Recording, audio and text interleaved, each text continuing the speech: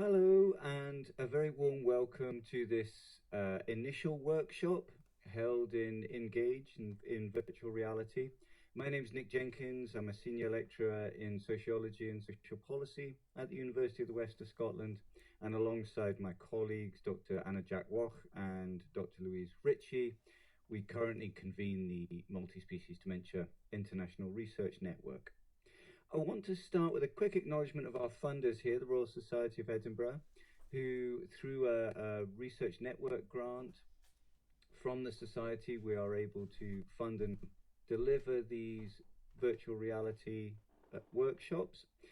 In this short presentation, I'm going to be going through a few slides just to set the scene really for why we are here today. So I'll be going through a little bit of context about the development of the multi-species network since May 2019 and how we have arrived at this point of both the establishment of a new strategic development group within the network that we are very excited about, and why we have chosen to run these series of workshops within virtual reality.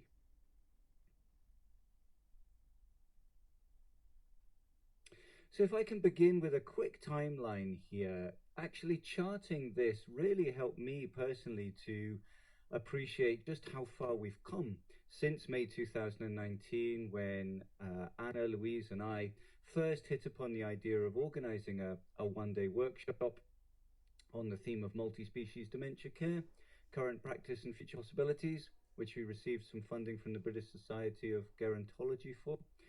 And that was a fascinating workshop full of both human and non-human participants. But I think all three of us really felt at the end of that workshop that we were only just starting to scratch the surface, that there were still many more issues, areas, and potential for thinking about dementia in more multi-species ways that remain unexplored. So we were very fortunate then later on in 2019 to secure funding from the Wellcome Trust here in the UK to formally establish this research network, which we did towards the end of 2019, and to plan a series of network-based workshops, the first of which was scheduled for April 2020, of course a week or so before we were due to host that workshop, whilst we were busy getting flights booked and accommodation sorted and venues and things. Of course, Scotland, the UK and many other parts of the world went into lockdown in response to the COVID-19 pandemic. So a lot of our work as a network shifted from face-to-face workshops to online activities. Activities like collaborative online writing using platforms such as Fidus Writer, and also using platforms like Teams and Zoom to facilitate network meetings and webinars. For example, one I've got here, fascinating webinar which we facilitated on the theme of multi-species dementia care in the time of COVID-19. So as we come towards the end of 2021, what we started to achieve, I think, as a network was a visible presence within the field of dementia studies, particularly through the publication of our flagship paper, which was developed as a network entitled Multi-Species Dementia Studies, Contours, Contributions and Controversies, which was published by the Journal of Aging Studies towards the end of 2001. And I think very much helped to clarify, what do we mean when we say multi-species dementia studies? What are some of the thinking tools and areas of dementia that approaching with the more than human in mind can really help to lead to new ways of working, new ways of thinking, and potentially new policy approaches too. So as we come into this year up to the present, when we applied for funding from the Royal Society of Edinburgh, it was very much based on the rationale that we are still only really starting to scratch the surface. There is still so much more that we can explore.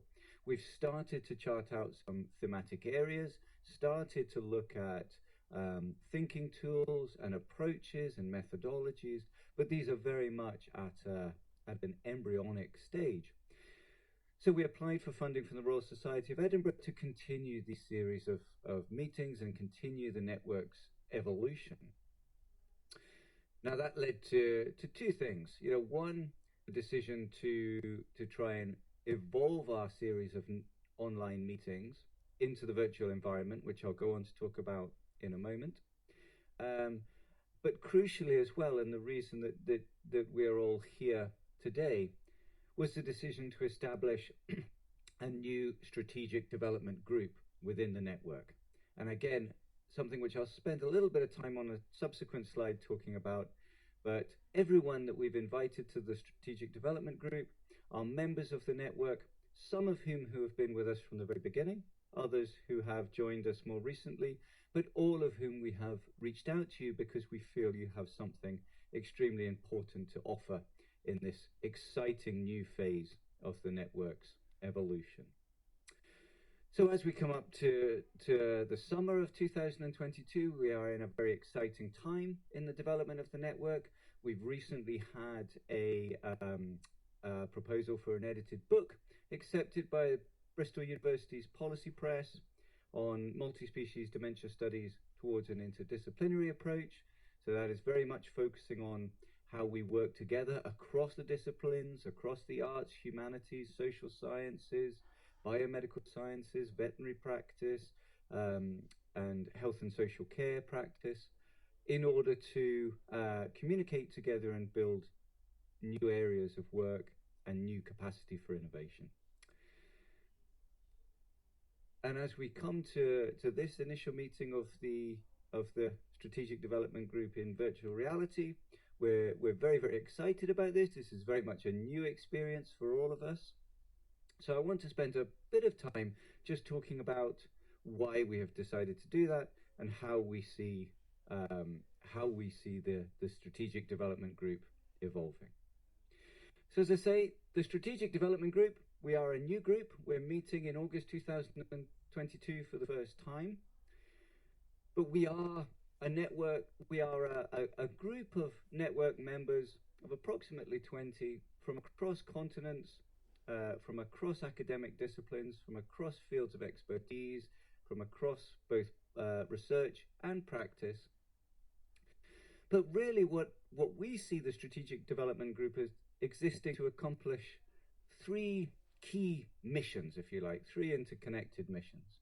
The first, as I said earlier on, we are at an exciting time in the network's development, but we are still at the surface level, I think. And key to this new group, as we see it, is building capacity to take the network into new undiscovered territories and underexplored areas. So key to that, I think, is the capacity to work together, to communicate, to explore and develop new ideas, both for research, both for conducting new forms of research, but also for thinking about how that research makes a difference in real world, everyday dementia settings. So in the fields of dementia policy and in the field of dementia practice. And related to those two, but possibly the most important of all, is building capacity within our network to reach beyond and inspire others. So whether that's others who are new to dementia research or dementia work, or coming to dementia for the very first time, or people who have been active within this space for years, several years, or even decades. How do we communicate to external audiences what multi-species dementia studies is and why there is potential here for leading to innovation, to stimulate new ways of thinking, new ways of doing, new ways of responding to the challenges that dementia presents. So you might be thinking, well, this is all well and good, this all sounds exciting, but why virtual reality? Why are we meeting in environments such as this, using avatars such as this to work together? Well, I'd like to summarize three main rationales for this. The first of, and I think many of us will be aware that when the pandemic struck, new platforms like Teams and Zoom were quite new to us as a forum for discussions and thinking and research. I mean, of course, over the last 2 years, we've all become much more familiar with those platforms. Now, one of the main limitations of those platforms, as we see it, is that it's still somewhat a disembodied experience. When we go into video conferencing environments, we leave our bodies behind to a certain extent. By bringing ourselves into the virtual world, there's potentially a capacity to bring our bodies with us, albeit in ways that are very different to how we use our bodies in the material world. Secondly, and this is crucial, I think, when thinking about the evolution of virtual reality as a technology, there is a strong emphasis throughout the evolution of VR on play and playful curiosity. Now, personally, I think as a researcher, as an academic, playful curiosity is essential. We have to be playful to a certain extent in order to push ourselves into new directions and do things differently. From a very early age, we explore and learn about the world through play. And it's something that I think as we become adults, as we start working in formal institutions like universities and other settings, potentially we lose that capacity to play. Now, it's interesting to me that in recent years, we're seeing publications that are acknowledging that play is not a kind of established way of methodology, particularly in the social sciences, but in areas like participatory research with children and young people. There are new publications emerging, such as Arnott and Wall 2021, that are really trying to establish play and playful engagement as a credible and legitimate research methodology. And I think many of the arguments presented in that volume, for example, have resonance when thinking about dementia and how we work and engage with people experiencing neurocognitive conditions, particularly when thinking about how we conduct maybe more participatory forms of research. So virtual environment enables maybe that sense of play and playful curiosity in a way that maybe traditional video conferencing platforms might not. The third impact, and this was something that's very important to our funders, the Royal Society of Edinburgh, is that as a research network, even as a smaller development group, we still span a number of countries, a number of continents. Bringing us all together to meet in face-to-face environments obviously has a significant carbon footprint and environmental footprint attached to that. And whilst as a network and as a development group, we still very much wish and plan to meet face-to-face in some settings, when it comes to regular workshops, regular engagements, we can use virtual worlds such as this to bring ourselves more fully into that space, but to do so in a way in which our carbon footprint is significantly reduced.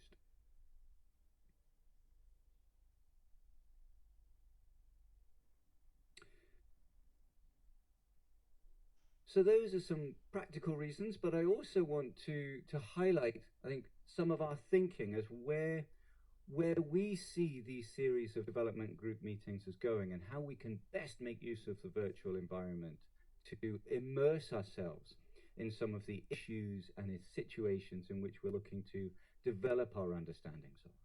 So I've put a few suggested themes for future workshops here, again as part of a discussion within the development group. Would be really good to maybe expand or alter or amend these. So these are some suggestions to get us going. But when it comes to thinking about, well, how do we explore multi-species relations in our development of biomedical understandings of dementia, or about the impact that our immersion in what David Abrams describes as the more than human world can contribute to health and well-being in dementia.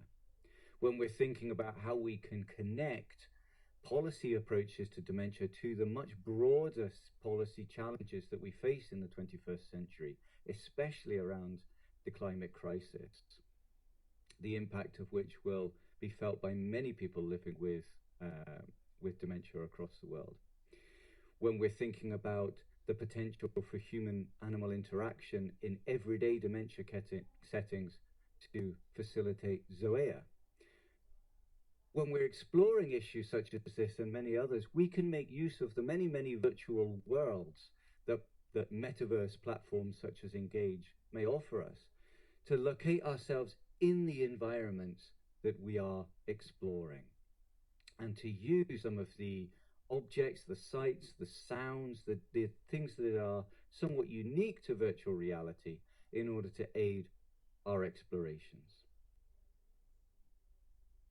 So rather than talk too much about that in the abstract, what I would like to do is to invite members of the Strategic Development Group who are here in this session today to really experience this for yourselves. So behind me here, we'll be setting up 3 interactive spaces that we would like to invite each of you to spend some time engaging with, wandering around, experiencing some of the sights, some of the sounds that we have pulled together in those spaces, so you can get a sense yourself of what this virtual environment may be able to offer us as we proceed through our discussions and our workshops together. And if we can meet back in 15 minutes time at the red tree over there, we'll be starting a discussion exercise where we'll try and capture some of those initial thoughts and impressions.